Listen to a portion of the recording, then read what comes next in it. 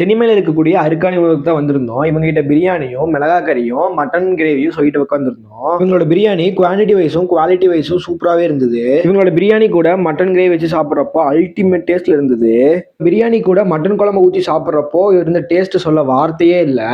Pepper chicken கூட வச்சு சாப்பிட்றப்போ இருந்த டேஸ்ட்டுக்கு நான் அடிக்ட்னே சொல்லலாம். மிளகா கறி கூட வச்சு சாப்பிட்றப்போ நாக்கில் நடனம் ஆடிச்சு.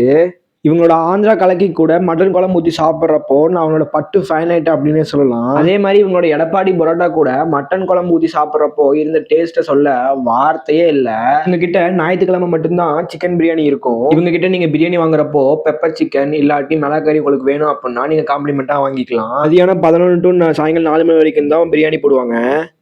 எல்லாமே சூப்பரா இருந்துச்சு. வீட்டில் செய்கிற டேஸ்ட்டாகவே இருந்துச்சு எல்லாமே. பாப்பா கூட காரம் இல்லைன்னு சொல்லிட்டு பிரியாணி சாப்பிட்டா, வேற எங்கே போனாலும் பிரியாணியெல்லாம் சாப்பிட்டதே இல்லை. இங்கே காரம் இல்லைன்னு சொல்லிட்டு ஃபுல்லாகவே வேறு நம்ம சாப்பிட்டா வீட்டில் செய்கிற மாதிரியே இருக்குது. கடை சின்னதாக இருந்தாலும் டேஸ்ட் வேறு லெவல். கடையோட ஸ்டைலும் வீட்டு மாதிரியே இருக்கு, டேஸ்ட்டும் வீட்டு ஸ்டைல் மாதிரியே இருக்கு. கிராமத்து பையன் ஃபாலோ பண்ணுங்க.